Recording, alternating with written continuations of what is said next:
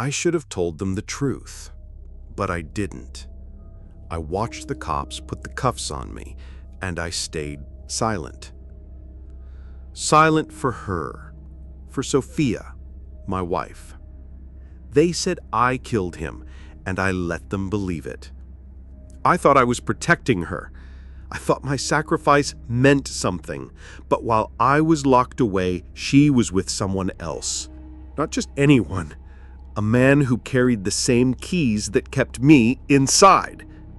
When I found out, I stopped being the man who took the fall for her. I became the man who would make them both pay. What would you do if the person you trusted most in this world, the one you sacrificed everything for, used your loyalty as the very weapon that destroyed you? Smith never asked for much in life, just honesty, love, and a little peace. But on a cold morning in March, that life was shattered forever. And the worst part? The blow didn't come from a stranger.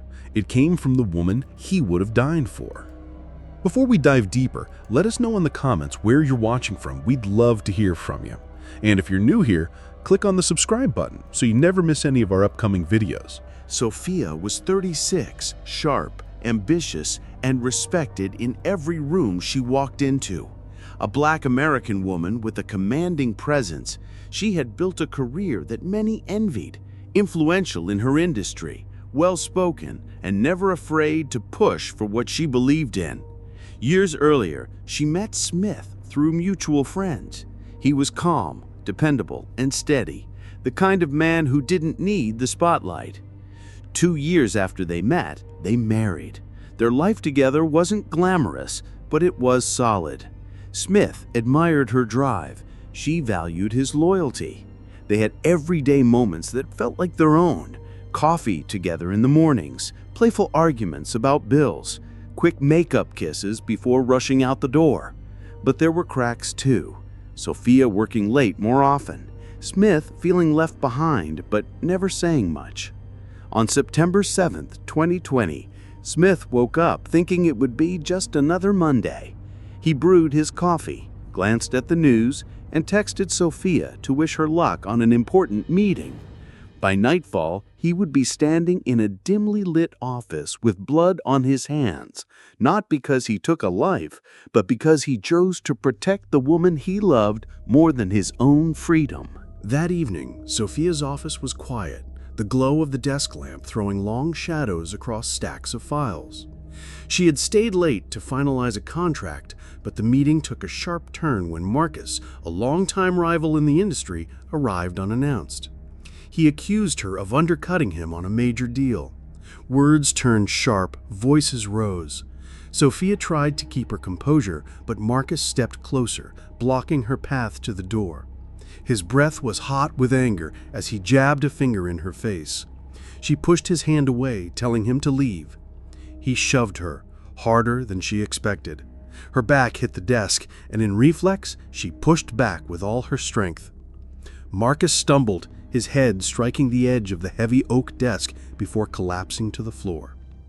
The silence was immediate and heavy. Sophia's chest pounded as she knelt beside him, shaking his shoulder, calling his name. No response. She pressed her fingers to his neck. No pulse. Panic surged through her. Hands trembling, she grabbed her phone and dialed the one person she trusted most, Smith. When Smith arrived, the sight stopped him cold. Marcus lay motionless on the floor, Sophia's hands streaked with blood, her eyes wide and unblinking. She kept saying it was an accident, that she didn't mean for any of this to happen. Smith knelt beside her, pulling her into his arms, whispering that they'd figure it out. He told her to stay in the back office while he tried to handle things. In his mind, that meant moving Marcus somewhere less conspicuous before calling for help. Anything to shield Sophia from immediate suspicion. But just as he began dragging the body toward the side exit, the office door burst open. Police officers, responding to a neighbor's call about strange noises, stormed in. They saw Smith alone with the body, his hands covered in blood. Handcuffs snapped around his wrists before he could say a word. At the station, detectives pressed him, What happened? Why was he there? But Smith said nothing about Sophia. He neither admitted nor denied killing Marcus. He simply stayed silent, knowing every word could end her career. Smith was sentenced to 25 years for second-degree murder. The courtroom felt like it moved in slow motion that day, the gavel's sharp crack echoing in his mind long after the trial ended. Sophia sat in the back, sunglasses hiding her red eyes, but she didn't speak to the reporters who waited outside. In the months that followed, she kept her visits consistent. Every few weeks, she would walk through the prison gates, carrying a bag of books, magazines, and homemade cookies. The visits were filled with small talk, weather, work updates, and how Smith was holding up. It wasn't the life either of them had imagined, but Smith still felt anchored knowing she came. That's when Billy entered the picture, a senior prison guard in his mid-40s with a smooth confidence and an easy smile. At first, he was just another uniform in the background, but soon he began lingering near their visits, making small talk with Sophia, always addressing her by name. What started as polite exchanges slowly turned into longer conversations. Billy began bending small rules for Sophia, letting her sit a little longer with Smith, arranging their meetings so they had more privacy. She appreciated it at first, seeing it as kindness, but as months passed, her gratitude started shifting into something else. Billy complimented her outfits, noticed her new hairstyle, and made her laugh in ways Smith hadn't been able to for a long time. One afternoon, instead of leaving after her visit, she found herself following Billy into a staff-only corridor. It was there, away from security cameras, that their first kiss happened. Soon, it became a pattern. Stolen moments, whispered conversations, and eventually secret encounters in rooms meant for staff. All the while, Smith sat in his cell believing Sophia's loyalty was as unshakable as the day he took the fall for her. In prison, privacy is a rare currency. People notice everything: who talks to whom, who gets special treatment, who disappears for a few minutes and returns looking different. Reggie, a long-term inmate and one of Smith's few trusted friends, started to notice Sophia and Billy's absences during visits. One afternoon, he decided to follow at a distance. What he saw left no room for doubt.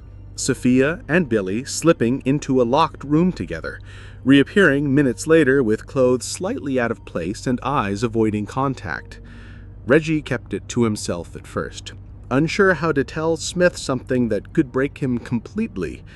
But a week later, during yard time, he sat beside Smith and said quietly, "Man, you need to know something about your wife." Smith listened without interrupting. By the time Reggie finished, his hands were clenched into fists and his face had gone blank. Smith didn't react right away. Instead, he kept his routine as if nothing had changed. But in his mind, he was replaying every visit, every smile Sophia had given Billy, every favor Billy had granted. Over the next few weeks, Smith began watching Billy closely. His shift patterns, the times he walked alone, the corridors he used most. He made casual conversation with other inmates, quietly building a small network of favors owed. He didn't talk about his plan out loud, but in his cell at night, he thought it through over and over. The key would be timing, a moment when Billy would be near him without backup. He also wrote a letter to Sophia, warm and affectionate, telling her he missed her more than ever and wanted her to visit soon. If the day was going to come, she needed to be there to see it. The day arrived, with nothing unusual to mark it. Sophia came through the gates, dressed in her usual business-casual style, smiling politely at the guards. Billy escorted her to the visiting area, their eyes meeting in a way Smith now recognized all too well. The visit went smoothly. Light conversations, small laughs, a hug before goodbye. But as Billy led her out, he took a shortcut through a quieter corridor. Smith was waiting there, standing in a doorway as if by chance. Billy slowed, sensing something off. The moment he stepped within reach, Smith moved. Words were exchanged, low, tense, impossible for anyone else to hear, before a sudden struggle erupted. In seconds, it turned violent. When it was over, Billy lay on the ground, motionless.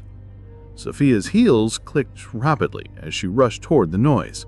She froze in the doorway, her eyes darting between Billy's body and Smith's face, a face she could no longer read. Within minutes, alarms blared through the prison. Guards flooded the corridor, pulling Smith away from Billy's body. Sophia stood frozen, her mind racing as officers questioned her. She said little, only that she had been walking with Billy when she heard a commotion. Smith was taken to solitary, while an internal investigation began. Rumors spread quickly. Some inmates whispered it was payback. Others claimed Billy had crossed a line. Sophia avoided visiting for weeks, knowing her presence would draw suspicion. Detectives visited her office, asking about her relationship with Billy. She denied anything beyond friendship, but her voice wavered. In the prison, Smith sat in his cell replaying the moment over and over, not with regret, but with a cold sense of finality. He had wanted her to see what betrayal looked like when it came face to face with the person willing to sacrifice everything for you. The state decided to press charges against Smith for the murder of a prison guard, a crime that carried far heavier consequences. In court, the prosecution painted him as a dangerous man with a history of violence. The defense tried to argue self-defense, suggesting an altercation had gotten out of control, but the evidence and witness accounts made that hard to prove. Sophia was called to testify. She sat on the stand, avoiding Smith's eyes, answering questions with clip responses. Her career, once untouchable, had already started to crumble. Whispers in the industry, contracts withdrawn, speaking engagements canceled. When the verdict came, Smith was found guilty and handed a life sentence. The gavel fell, and for Smith, the sound felt like the closing of a door that would never open again. Sophia walked out of the courthouse without looking back. Years passed, and the world outside moved on. Sophia's name faded from headlines. The whispers of her past followed her into every new venture. Smith adapted to life in prison, older now, his hair streaked with gray. Sometimes he thought about the life they could have had if he had told the truth from the start. Other times, he convinced himself it wouldn't have mattered, that the seeds of betrayal had been there all along. In the end, what hurt him most wasn't the prison walls or the sentence he carried. It was knowing that the woman he had given his freedom for had traded his loyalty for moments with another man. Some people believe love is proven through sacrifice. Smith had given everything, and in return, lost it all. And maybe that's the question we should ask ourselves. If it was you, would you have stayed silent, or would you have told the truth? Let me know in the comments section below.